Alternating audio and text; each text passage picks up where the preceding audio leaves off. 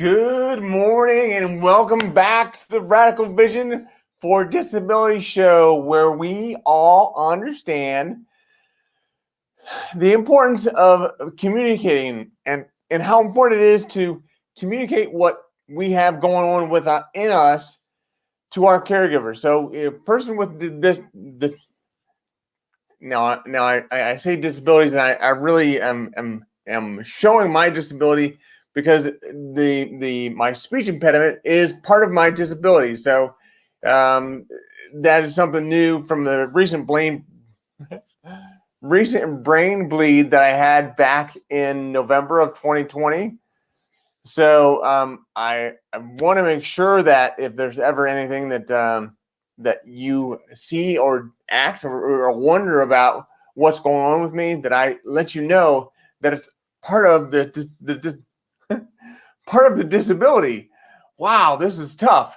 So understand that we all need to understand what we have and where we are and how things are going, and what that disability looks like, and what we can do with that.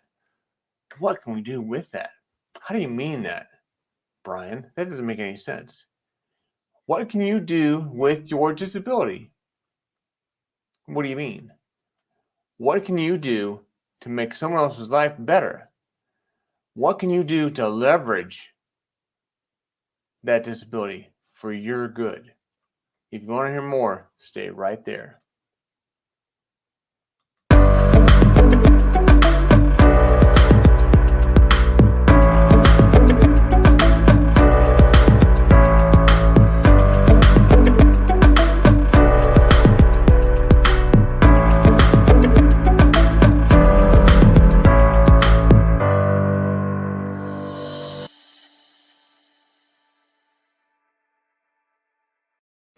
And welcome back. Please share this video out with as many people as you can.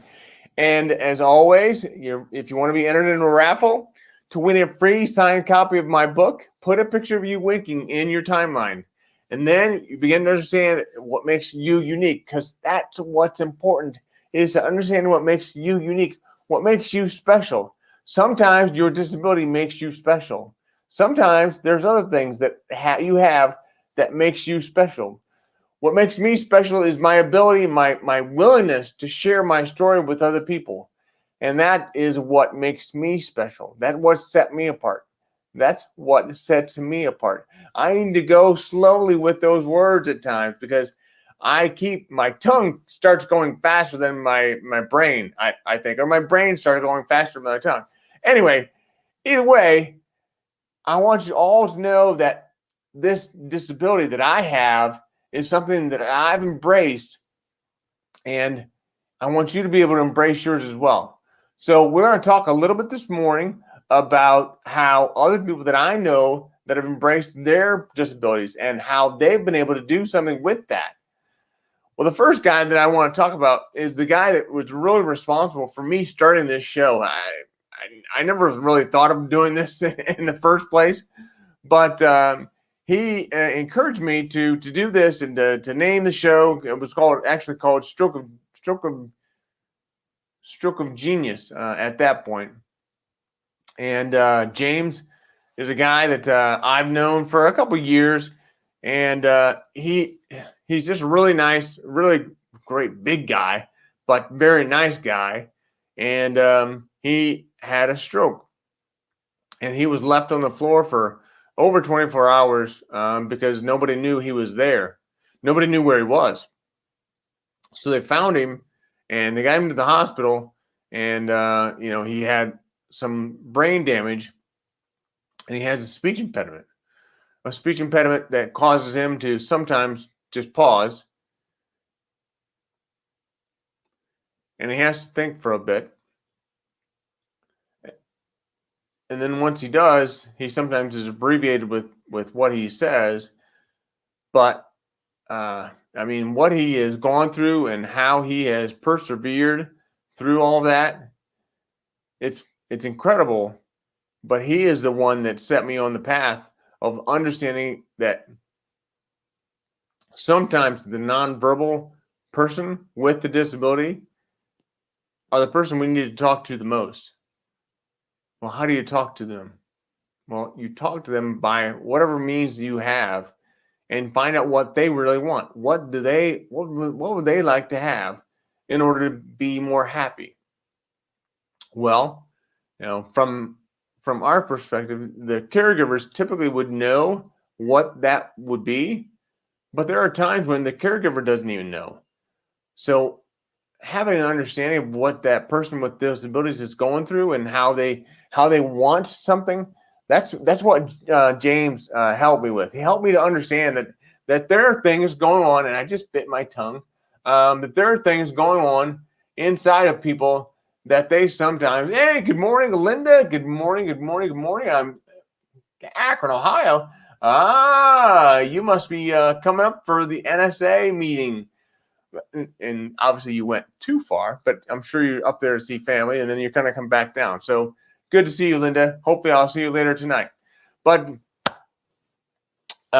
James helped with this. He helped me to understand how sometimes the nonverbal person with disabilities wants to say something, but they can't always say it. So as a caregiver, yes, thanks, Linda. But as a caregiver, we want to make sure that we are able to know what that person wants. So if we can know what that person wants and we can get that for them, that'll make their life so much better, so much happier. Sometimes, it's just about reading to them and, reading a book, reading a chapter, reading a page, whatever you can do to make their life better. That is what we need to understand as caregivers, how we can do that. So that's one person that I really think of quite often in terms of somebody that has embraced his own disability. Another person that has embraced his disability is a speaker that I'd seen about 2 years ago, and he has Parkinson's. And with Parkinson's, he has a shake. Well, when you're an artist, he was an artist, by the way, but when you're an artist and you have the shakes,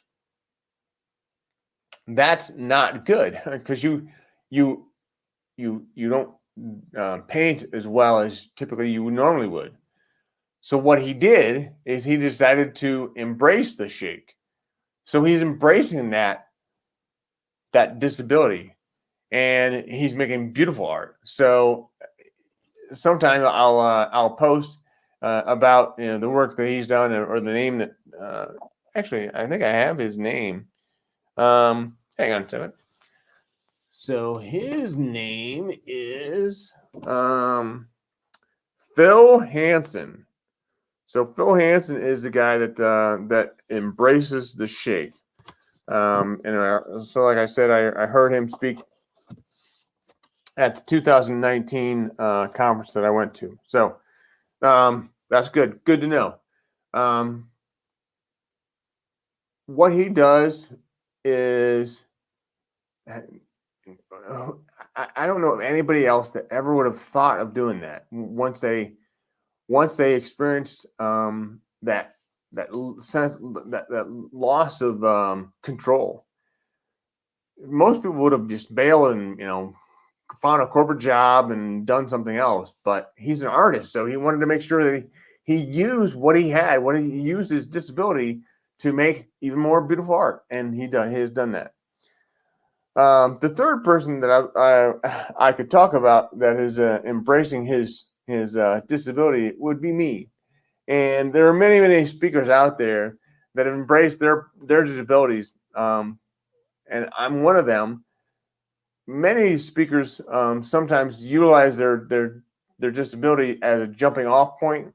So they talk about how they maybe, for example, they may have had a brain bleed, or may have had brain surgery, but they use that to talk about leadership, or they use that to talk about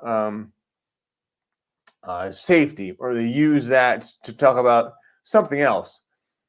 Well, what I'm doing now, and I've talked about vision, I've talked about purpose. So that was a leaping off point for me, where I started to use my disability from that point of view. So instead, a different approach that I've recently taken with the help of a great coach is that I'm embracing my disability in order to help other people to see that they can encourage and lead other people that are different from them. So I obviously I'm different. I have disabilities. I have issues that are what I have every day. But how do I take that and how to lead other people? So I'm still a leader. I still work with many other people. I work at the Ohio School for the Blind. I'm gonna be not currently gonna be president of the NSA. You know, and that is obviously a big leadership role. So I want to make sure that I utilize my God-given ability, my God-given disabilities to help other people. And that's why it's so important for us all to understand how do we use our own disabilities to serve other people. So I want you to think about that today. Think about how you have things in your life that have caused you, maybe some struggles, maybe some obstacles, maybe some challenges, maybe some pains. But how can you use that to make someone else's life better? So uh, uh, I thank you so much for being on today. I appreciate you all, and I look forward to seeing you later, Linda. But there are many other people on this call as well. So if you're listening live, put in a hashtag live and where you're coming in from. But also, if you're listening on replay, put in a hashtag replay and where you're coming in from. That would be phenomenal. I appreciate that, and we appreciate you. Thank you so much. Have a great day, and keep one eye on the road. Bye.